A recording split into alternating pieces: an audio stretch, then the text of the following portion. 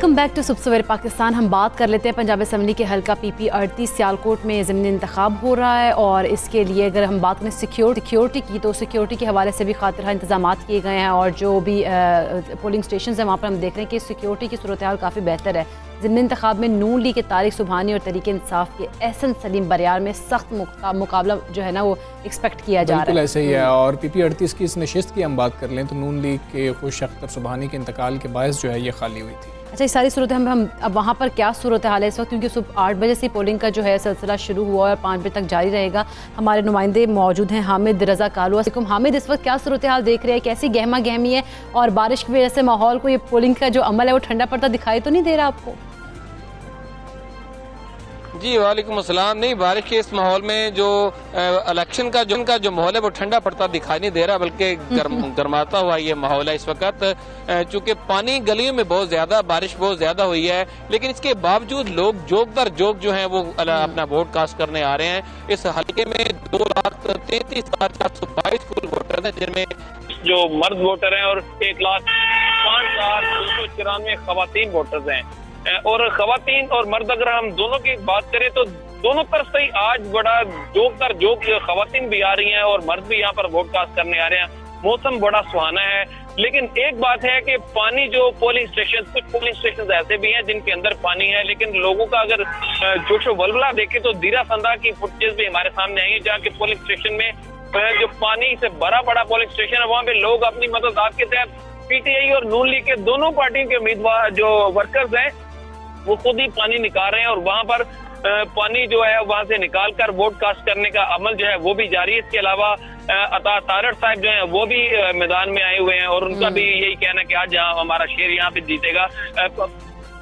बिल्कुल ठीक है हामिद, बहुत शुक्रिया आपका।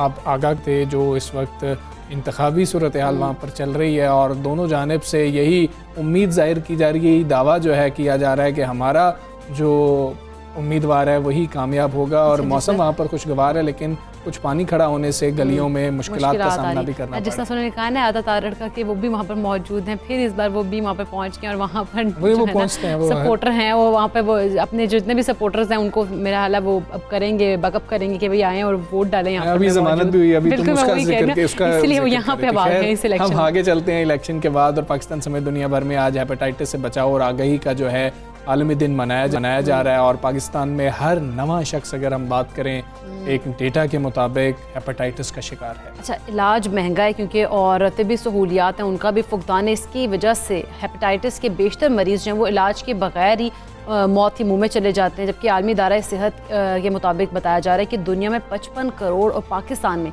3 करोड़ से ज़ायद अफराद जो है वो हेपेटाइटिस में मुब्तला हैं। तो दुनिया में हर साल 25 लाख अफराद इस मरज़ का शिकार होते हैं और हेपेटाइटिस को खामोश कातिल कहा जाता है। बेशतर मरीजों को मरज़ का पता ही नहीं चलता और आखिरी स्टेज पर जाके मालूम होता है कि हेपेटाइटिस है और उस वक्त फिर पता लगता है कि खासी देर हो गई है। जिगर का ये मरज़ बीमारियों में तीसरे नंबर पर अब आ चुका है। अच्छा, ये बड़ी अलार्मिंग सिचुएशन है कि अब ये तीसरे नंबर पर आ चुका है और ये बिगड़ कर कहते हैं कि कैंसर में भी तब्दील हो जाता है और हेपेटाइटिस की मुख्तलिफ इकसाम भी हैं, आपको पता होगा। बिल्कुल, हमने भी सुनी है, BSE है, ये सारी चीज़ें जो है हमने सुन रखी हैं। बात करेंगे डॉक्टर लुबना कमानी इस वक्त मौजूद है। डॉक्टर साहबा अस्सलाम वालेकुम, गुड मॉर्निंग। डॉक्टर साहबा, हमने सुन रखा है हेपेटाइटिस A है, B है, C है, मुख्तलिफ नाम हमने सुन रखे हैं।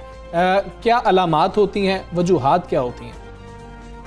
Thank you very much. हमें मुझे यहाँ इस आलमी दिन पे वर्ल्ड हेपेटाइटिस डे जो हम ऑब्जर्व करते हैं on 28 July of every year. जैसे आपने बताया कि हमारे पास हेपेटाइटिस की 5 इकसाम है, hepatitis A, B, C, D और E। और उसमें से जो हेपेटाइटिस A और E है वो बेसिकली खाने पीने से लगता है, आलूदा पानी पीने से लगता है, अनहाइजीनिक फूड से लगता है। जो हेपेटाइटिस B और C है वो बेसिकली फूड से, शेयरिंग नीडल्स, स्टेरलाइज्ड इक्विपमेंट्स उनसे लगता है। डॉक्टर साहब, अब इलाज की बात करते हैं कि इलाज के हवाले से हमें बताइएगा, पाकिस्तान में जो है इलाज मौजूद है, क्या वैक्सीनेशन हेपेटाइटिस की होती है? और अगर किसी बंदे को शक हो या उसका टेस्ट करवाए और वो हेपेटाइटिस का मरज में मुब्तला हो, फिर क्या करना चाहिए एक मरीज को? अच्छा, बिल्कुल, हमारे पास हेपेटाइटिस की वैक्सीन मौजूद है। हमारे पास हेपेटाइटिस A की वैक्सीन मौजूद है, हमारे पास हेपेटाइटिस बी की वैक्सीन मौजूद है।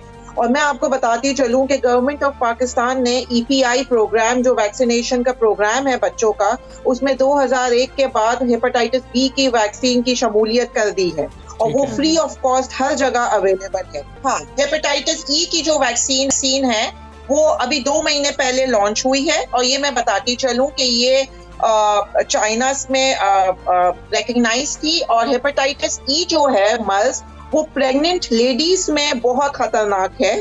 वो खाने पीने से लगता है और 20% मोर्टेलिटी है अगर हेपेटाइटिस ई किसी प्रेग्नेंट लेडी में हो जाए या जिनको ऑलरेडी लिवर का प्रॉब्लम है या ओल्ड एज में है।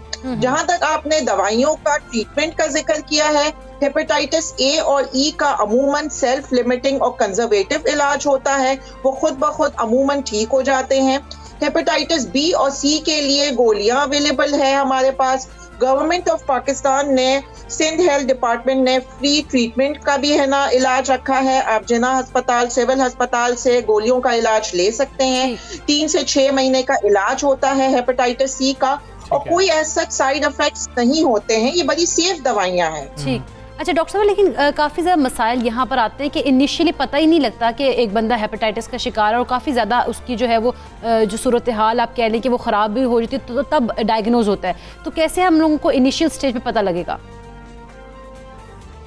अच्छा, इस ईयर का जो थीम है कि हेपेटाइटिस कांट वेट, वो रखा ही इसीलिए गया है कि कोविड तो चलता रहेगा, इसमें हम अपने हेपेटाइटिस की स्क्रीनिंग और ट्रीटमेंट को लेट बैक नहीं हो सकते, रुक नहीं सकते हैं। अब जो इंटरनेशनल गाइडलाइंस है कि हर प्रेग्नेंट लेडी को हेपेटाइटिस बी और सी का स्क्रीनिंग टेस्ट एंटीनेटल में करवा लेना चाहिए। वो इसलिए इम्पोर्टेंट है क्योंकि मेजॉरिटी 50% वुमेन है, व्हेन दे बिकम प्रेग्नेंट तो वो स्क्रीनिंग हो जाए। इसी तरह हर ऑपरेशन से पहले हेपेटाइटिस बी और सी की स्क्रीनिंग होती है बड़े अस्पतालों में। अगर आप एम्प्लॉयमेंट के लिए जाते हैं तो वहां वो स्क्रीनिंग का टेस्ट रख दिया गया है। इमिग्रेशन के लिए बहुत सारे मुल्कों ने हेपेटाइटिस बी और सी का स्क्रीनिंग टेस्ट रख दिया है क्योंकि पाकिस्तान में 6 to 7% population, almost 15 million population जो है वो हेपेटाइटिस बी और सी का शिकार है और इससे कहीं ज्यादा ये नंबर्स होंगे क्योंकि 80% लोगों को पता ही नहीं है कि उनको हेपेटाइटिस बी और सी है। एक मैं और बात कहती चलूं कि ये कोविड से ज्यादा खतरनाक है क्योंकि डेली पाकिस्तान में तकरीबन 300 लोग इस अमवात हो रही है हेपेटाइटिस बी और सी से। कोरोना का अगर आप देखें, कोविड का तो 100 से ऊपर नंबर्स नहीं गए हैं। तो हम जो डील कर रहे हैं, we are dealing pandemic within a pandemic. एक पैंडेमिक ग्लोबल है जो है कोविड का पैंडेमिक है और ये हेपेटाइटिस का पाकिस्तान में पैंडेमिक है बेसिकली। ठीक है, बहुत शुक्रिया आपका डॉक्टर लुबना हमारे साथ थी और हमें बता रही थी। आप एहतियात करना भी बहुत ज़्यादा ज़रूरी है, लेकिन अगर कोई प्रॉब्लम हो तो अपने डॉक्टर से रब्ता करना बहुत ज़्यादा ज़रूरी होता है। ऐसी चीज़ों में देर नहीं करनी चाहिए क्योंकि उन्होंने कहा कि साइलेंट किलर भी है, तो इसके लिए आपको पहले से ही एक तो अपनी जैसा स्क्रीनिंग का उन्होंने कहा कि स्क्रीनिंग बहुत ज़रूरी है कि वो पहले करवा लेनी चाहिए। अच्छा, यहाँ पे वैसे रिवाज ही नहीं है ना टेस्ट करवाने का पाकिस्तान में, ये कुछ कल्चर तब्दील होना। 4 T20 मैचेस अब होने जा रहे हैं क्योंकि एक तो आपको पता है कैंसिल हो गया। आज मैच होगा, रात 8 बजे खेला जाएगा और बाबर आजम ने थोड़ी सी इकरा गुफ्तगू की है। उन्होंने ये बात बताई है कि इस दफ़ा शायद कुछ चीज़ें मुख्तलिफ होंगी, टीम कॉम्बिनेशन जो है कुछ मुख्तलिफ होगा। बात कर लेते हैं साबिक टेस्ट क्रिकेटर तनवीर अहमद साहब हमारे साथ मौजूद हैं। तनवीर भाई अस्सलाम वालेकुम, गुड मॉर्निंग। आज आपको उम्मीद क्या है, क्योंकि T20 टीम अगर वेस्ट इंडीज़ की देखें बहुत ख़तरनाक है, ऑस्ट्रेलिया के साथ जो मामलात हुए, पाकिस्तान को क्या तब्दीलियाँ करनी चाहिए? देखें, जो इंग्लैंड की कंडीशन थी वो ज़रा डिफरेंट थी। वहाँ पे स्पिनर्स का रोल इतना ज़्यादा हमें नज़र नहीं आया सिवाय लास्ट जो T20 हुआ।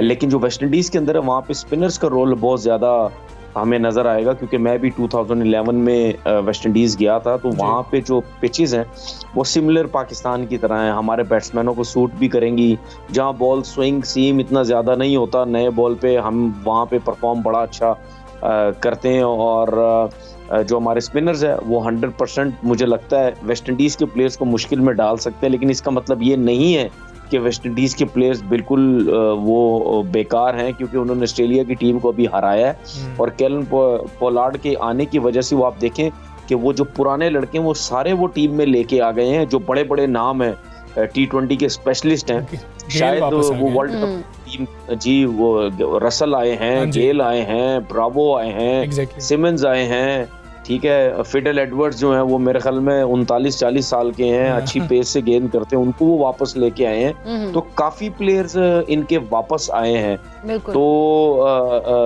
आसान नहीं होगा, सीरीज जो है वो तगड़ी होगी क्योंकि उनका कॉन्फिडेंस बहुत अच्छा हुआ है, उन्होंने ऑस्ट्रेलिया को हराया है।